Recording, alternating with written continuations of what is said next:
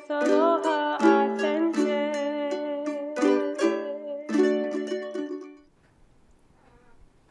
Aloha mai. Woo! Come by. Welcome to Aloha Authentic with Kamakapili. My name is Kamakapili, and welcome to our first pilot episode. Today, with us, we have Carol and Dexter from Ecolicious, and we want to thank them for joining us today. And today what we're going to be doing, first of all, to lay out the platform for this show. This is a new show, as you can see. There's a different type of environment. First of all, we're standing up. We're not sitting down. The whole point is we want to keep the energy flowing. Secondly, it's very bright in here, as you can see, all the colors around us. This is an art show. Well, the platform for us to be able to share the stories of the art that we produce. Myself as an artist, I have a lot of stories to my art, and I want to be able to share my stuff. But not a lot of time do people have the actual time to sit down and listen to you within a craft fair, within an environment of sales. So this TV show is a platform where you can come, sit down, and listen to what has to be shared so we can share the messages of aloha. That's what it really is about. It's about the aloha that we have for my homeland, others' homeland, and just Hawaii. Hawaii, all the elements that it has. Hawaii is a place that there's unlimited amount of inspiration, and we have unlimited amount of talented people to be able to express that. So to start the show off, I just thought it was perfect to bring in Carol and Dexter and have them be able to share their stories of their work, not just from the past year, past couple years, but from decades that they've been doing this. So let's just start it off. I want to know what Ecolicious is. When I first heard it, I didn't even know how to pronounce it because I didn't know if it was one word, if it was two words. What is Ecolicious? Well, eco-friendly. Eco stands for eco-friendly. Okay. And then something pleasing to the eye. So anything that we do, we want it to be very positive and pleasing to the eye, and beauty, and all the beauty here in Hawaii. We want to represent that. Right on. So are these products recycled pieces that you have? Are they in the terms to promote recycling, or is it both? Well, the bags are canvas, and whether they're organic canvas or just regular canvas, they're biodegradable either way. Oh, that's perfect. So they're not going to harm the environment at all. So Okay. nothing that we make would harm the environment. Right on. So you guys started as tote bags. Was it for the purpose of just a regular tote bag? So just to put our art on something and make it pleasing to the eye, something that people would like. Perfect. Well, I mean, to make a product or something that preferable to using plastic bags. Yeah. So the part of it was to get people to break away from the use of products we thought were damaging the environment. I mean, Hawaii is all about the environment, and there's nothing more irritating to see plastic bags floating around on the beaches and realizing that people could use other products. So the idea of Ecolicious was to make something so attractive that they would want to use these things every day. So that was basically the idea. And it's good timing because Oʻahu, Hawaii Island, I know they don't have plastic bags in And the Maui. shopping center. And Maui. And I know Oʻahu, I think, is supposed to be next year. It's in summer of next year. Summertime. Yeah, So 15. perfect timing in that now we can, instead of having something that we always throw away or even just a regular reusable bag, we use an art piece. You know? So I think that's a cool thing because there's so much, at least from what I see, there's so much art that's coming into Hawaii and then we use it throughout Hawaii. But there's so much art that is actually here, and local artists as yourselves be able to use different canvases, different platforms to put your work on. And in my mind, it's the little things like that that starts to, that a greater difference or a greater impact would happen eventually. But it starts small, like a tote bag. But it's just a movement of local art, you know. And that's one thing for the show is what I want that to be, this show to be is a platform for artists who don't have any type of resources, or an artist who doesn't know how to get their names out into the world, business-wise or community-wise, just to be able to be find yourself to be an accomplished artist within Hawaii. And understand how hard that is because we're so small and restricted with resources or even platforms to get our art out there. So one thing that I brought up earlier before the show, and actually it wasn't, it's a different artist, but I seen a similar art piece like this behind you, Dexter, at a restaurant downtown, and come to find out it wasn't your art, but it's very beautiful piece, and I like that because it creates such a homey feeling. Tell me your story behind that. How did you come up with a very home? I mean, I live in Kailua, and I already that looks like it's Kailua Beach, you know, in my head. So Yeah, I I think have it's looking that out toward the connection. Kaneohe Marine Base. Okay. Yeah. Well, the whole idea is like I like Renaissance. My inspiration when I was starting off artwork is that I like the Renaissance paintings, and there's a whole idea with you have the image of the foreground, and then you have the window that looks out. So you have the distance, you know, the background and the foreground working together. And the whole concept, and this is called Paradiso 2, Paradise number 2, is that it's also represents a lot of the elements that's part of Hawaii, because you can see all the fruits and vegetables. Also, a lot of the cultural things that's happening in Hawaii with the pottery and the just the different, you know, like shells. There's like the mangoes in here, the pineapples, and the two paintings in the back represent kind of like my background because of my Asian heritage. There is a Japanese print here, and my love for the Renaissance painting here. And then this shawl was just a great find because basically it's a early 1900s. 20s. 1920s shawl, silk shawl. It was actually done in the United States, I guess, back then. But it had an Asian motif on it, which I thought was the perfect blend. So you have something like in the 1920s, and they already were looking toward the east. So it just, all these elements kind of represent what I think of Hawaii when I think of Hawaii is the meshing of all these different cultures, a beautiful environment, the way that we can go back in time and use different influences to create art, and yet it can still be representative of Hawaii. Mm-hmm. So I noticed that there's a lot of pieces that you do that are replicated. Is that a replicated piece? Do you have that on various products, or is it just a painting? This one we would replicate it on maybe cards. It's not exactly the card that's on it, That's similar. but here's the card right here, and we just use like different processes. But when we do print these things out, we're also very careful about creating more of an art piece. So these are individually printed, and then it's on an inkjet printer using archival inks. So these things will last 60, 70 years. We always tell people you can frame it. It's a really nice piece. Essentially, it's your artwork, and it's always an extension of your artwork. So how do you, I mean, I see you have these canvas that you paint on, but you also have like shirts and these bags. How do you draw it? Like, do you use computers? Well, How do you guys do actually, your guys' work? a lot of these these artworks here is what I call hand drawn. So you hand draw 'em. I hand draw every single one. There's actually a pen and ink drawing for each one of these items here that exist. And it's really unusual because everyone, when they look at the shirts, they think it's done by a computer, which you can probably do there's a programs for it. But I like the hand drawn process. So everything, even if it looks like it's like these things, like they're done mechanically, no, it's hand drawn. So I like Even the lettering is. the lettering, Yeah. everything. I go through the whole. Have it. It's very much like this old school. You know, Yeah. we were at a show somewhere, and one of Carol's students was looking at one of my shorts, and he said, "That's so old school." And I said, "Yeah, Yeah. that's what I like about it. I'm old school, but it's neo old school." When did you start painting or your first means of art? What was your first means of art? First means of doing Like, art, of or expressing art? I don't remember. I was too young.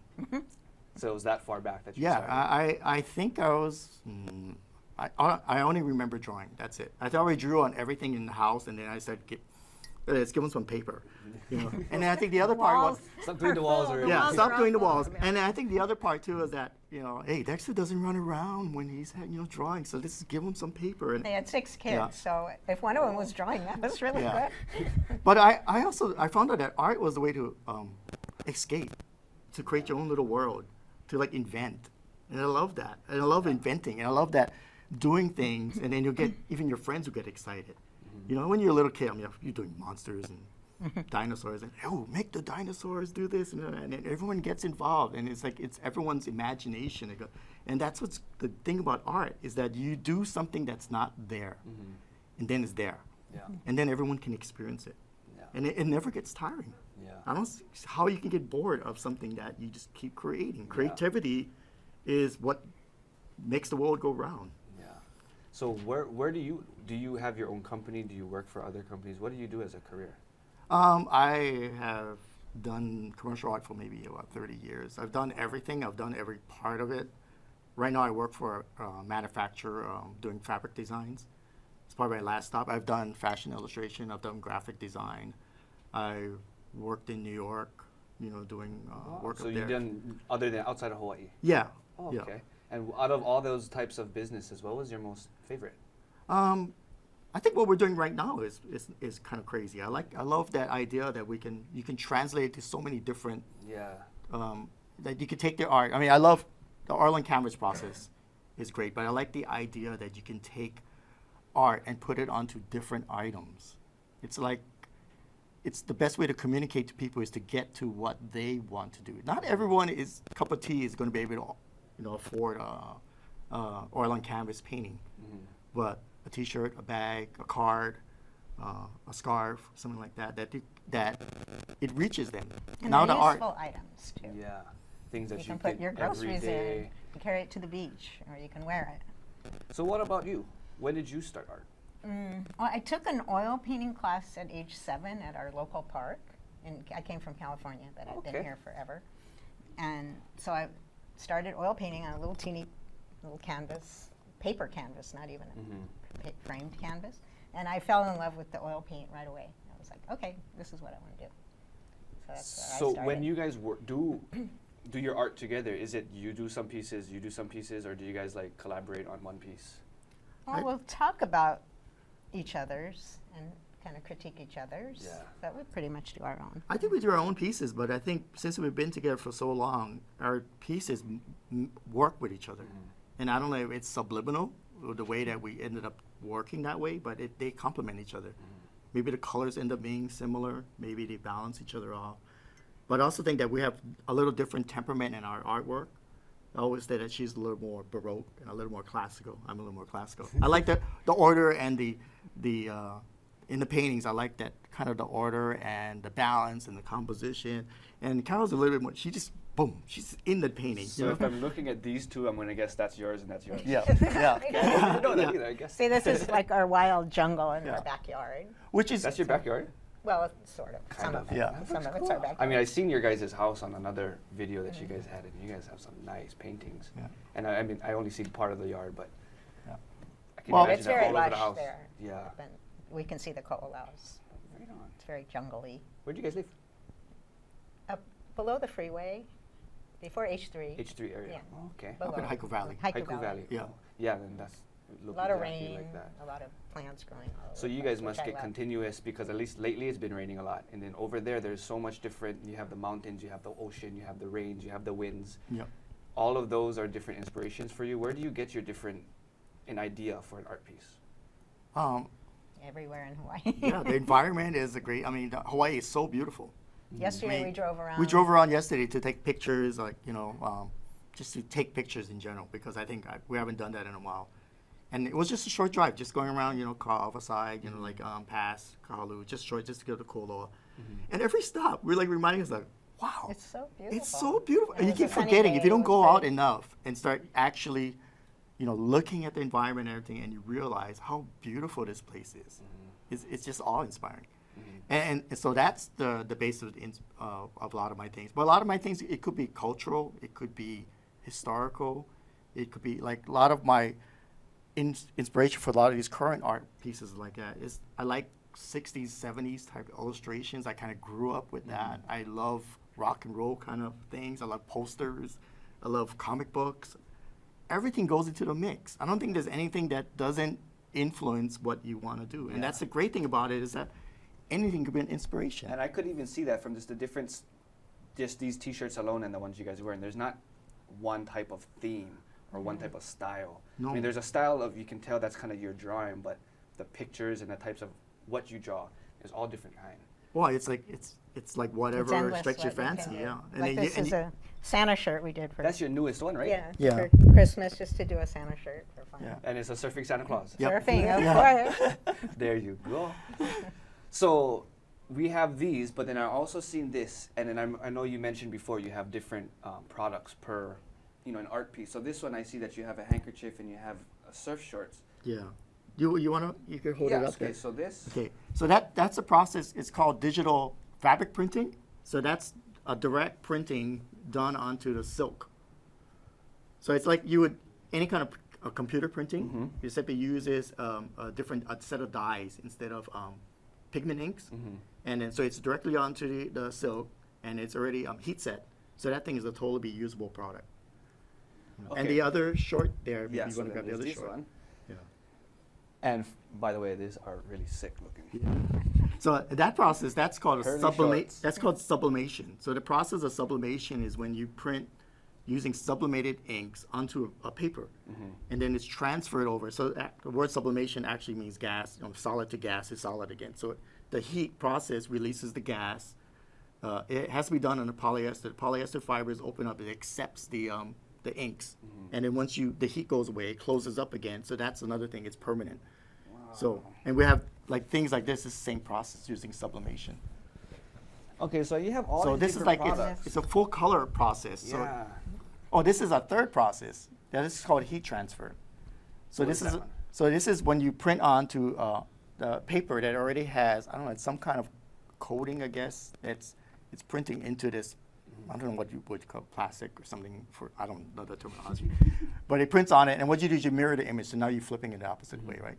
And then the paper goes on this thing, and then once the heat separates the colors, it goes onto it releases that film. It goes onto this thing, and then you just peel it off. So you can like iron that onto. You can iron it off, but it's similar actually process. it's much more efficient if you use like a heat press because Yeah, of the the heat pressure and press it's more and all that. consistent. If you iron it on it, but it's exactly the same The same process. thing. Yeah. But it's also the same thing too. You can do it out of your computer program. So a lot of these are done at home. So we have a little process where we actually are doing the heat transfers and the sublimation, the silk screening. I leave it up to a professional. So I Don't do do the everything. drawings, We but I did can a little. yeah, but I You make so many mistakes. yeah. So that's the interesting thing about art too, because all these tools are there now for the artist. So Yeah. say you're an artist and you're living at home, you're in Hawaii, you're isolated. Well, now you can produce pieces. You can put it onto other things, and through the internet, you can reach the world. When you first started working together and doing products together as a team, what did you guys started off with tote bags? What was your guys' next project? Because you guys have all of these different items. Well, we always did oil painting. We met drawing in a drawing group. So we always did drawing. And we painted and had displays and exhibits. And then it progressed to being a little more eco-friendly. So I had seen in a magazine a woman in England who had produced canvas bags that said, "I am not a plastic bag." So we always wanted to do art on something else. So we decided to do art on canvas, and that's where the canvas. So the first two bags, we started with two, I can hold one up for you. was this koi This is nice. and this jungle. So literally 2 bags. We started 2 bags. So these were the 2 originals? Yeah. Yeah. Wow. I like this. I don't know the type of style, but there's that style of drawing where you don't take the pencil off the paper and you just continuously Yeah. draw Continuous one. drawing, yeah. I see some artists do that, and I mean that's what it reminded me of. But Ah. it's the simplicity that you don't have to do a lot of detail to it. Yeah. It's just very. It looks like you drew it on there. That's what it looks like. This is nice. I know I did when I tried to do tote bags when I started my company, and I didn't know how to do any of this. So what I stuck with a traditional way of stamping that I learned through hula, and it was on bamboo. So I harvested a bamboo, and we would carve your design into the bamboo, and we call it ohe kapala. Ohe meaning bamboo, kapala meaning a stamp. So I took blank canvas bags like this, just really the beige plain color, and I would dye it in a call it olena or turmeric, and we turned it yellow, so it came kind of like that yellow in the pareo in the back. And I didn't know how to I seen the picture you guys had that press. So I was doing individually stamping on one bag. It took me like 40 minutes or so. But with this, I've never used that kind of equipment. The production to be able to push canvas bags, is it really like Bing, pow. Next one, bing, pow. Yeah. Next one. It's pretty quick. What takes a long time is doing the art, finishing the art. Yeah. So No, how would you get your art piece from a piece of paper per se onto like something Like a that one that you had to sublimation. iron on? Is that something you have to put onto computer to yeah. get that, and Yeah. it's professionally done that way? So you do No, the no. original Well, artwork. well, we could do it all on our own. We have as long as you, Yeah. it's through the computer, and then you just print it out in a like an inkjet. You just need the proper. Oh, like a regular home printer. Exactly. Oh, Except, wow. but we're already printing using high quality inks. So the difference is that when we're printing for the heat transfer, the quality of inks already is better. Because one thing about inkjets is that it fades. So the inkjets that we're using right now doesn't fade. That's what I mentioned before, like 60, 70 years. So it's much more stable. And the sublimation is another one that it's a separate printer with a separate set of inks. And that's the other, but they both use a heat process. Yeah. So yeah, from you just have to prep the file and get it ready, and then once you print it, and yeah, it's very quick. So I mean, all of this stuff, like, when I know for me, because I don't know, at least I never went to class for school. I never went to, I mean, for art, I never took any classes. I would just do it, and I would fail, and I would learn from that failure, and I would go back. Have you come through times where it's just like you've hit the ground and you're just like, screw this, Paul, I'm done. I don't want to do this anymore. Or have you always been so invested in art where it's like no matter how many times you screw up and you fall down, that it doesn't bother you, you just keep going? You mean not continuing in the field, or not? In not art, doing like how to continuously, because I know when I was younger, I always wanted to be an artist to some means. I wanted to draw, I wanted to be a poet. I tried to write so much poems, and my trash can was full of papers because I could never do it. Kamaki, you're still young. so Don't So give when up. I You have say to there's define some what young people is. out there Yeah. who try to do art, but Yeah. I know that they're very self-conscious, I guess, about it, because I was like that, and I have friends who they'll share what they feel about it, and they don't want to step into that. Oh, you're talking about getting like some criticism in terms Yeah. of. Well, yeah, I Giving think up. you have to really develop a. Yeah, I think I always had a saying. I say, if someone is asking me, should I be an artist, I would say don't. Because if you're going to ask me that question, that means you're not invested enough. An artist will say, I'm an artist. That's it. Come hell or high water. And if you keep pursuing it and trying, I'm a teacher too, and I see in the students, the ones, they can start out, they just can't even draw anything. And then I just tell them, keep trying, keep doing it, and you'll get better. And they She's do, a they terrific get teacher. better. Where I mean, did she you gets used to all teach this. at? Where were you Well, I teaching? started at, I was at HCC, Mm-hmm. and I went over to UH, And what were you teaching? and I was in the fashion department. Oh, nice. HCC, the art department, then the fashion department, and now I'm back. I retired from UH, and I'm back at HCC teaching one drawing class. And what about you? I mean, I know you guys have a lot of credentials in your past for your career. I know both of you guys were in the state foundation collection. Yeah, Is that what the it's State called? Foundation is the state started it back in the 60s. Yeah. Yeah, See. as a way to like collect art pieces from artists in the state. Mm. So they have a fund. I guess it comes out of the construction fund. Yeah, it's And, 1%. 1% is set aside as funds that they can purchase. As of now, I think they have close to 5,000 pieces in the collection. So we're just part of this giant collection. Yeah. But it's a way for the state to at least have one or two or many of these pieces of artists that they consider to be worthwhile to document or to keep. So they'll have it in their collection. And how much pieces do you guys have in that collection? That is one. We have two. I think so. I mean, it's enough. Then the politicians in the state capitol, they'll have an opening where they'll open up their offices, and you can walk around and look at their office and see which art pieces they've chosen to put in their art. in So I their know you guys, office. other than that, there was also Honolulu Museum of Arts. Yeah, I We had- have a You have piece in one. there. Yeah. And So that was- I always wanted to know because they switch up their themes every so often, yeah? So is yours in there for a season? No, Is I it, think or it is would. It could be in the collection. It's depending on whether they want to put it up for exhibit. I mean, but it exists So in the you collection. release, you just give them that piece? Actually, it was. Work like I that? think it was put in through another collector that had collected one of my pieces, and he ended up donating his entire collection. So he kind of ends up going via that process. Okay. Yeah. And I know that you guys also have awards. You've got, I don't know if it's certain paintings or awards, or you're just award-winning artists. What awards have you guys come across in the No. past? Well, you enter a lot of the jury shows, which jury shows meaning they have a person that would curate the show. So they end up picking the pieces for the shows, and then there'll be a lot of these different shows and organizations and everything, and that was a while back we were doing it. So it would be like, it could vary from best of show or Grumbacher awards or different.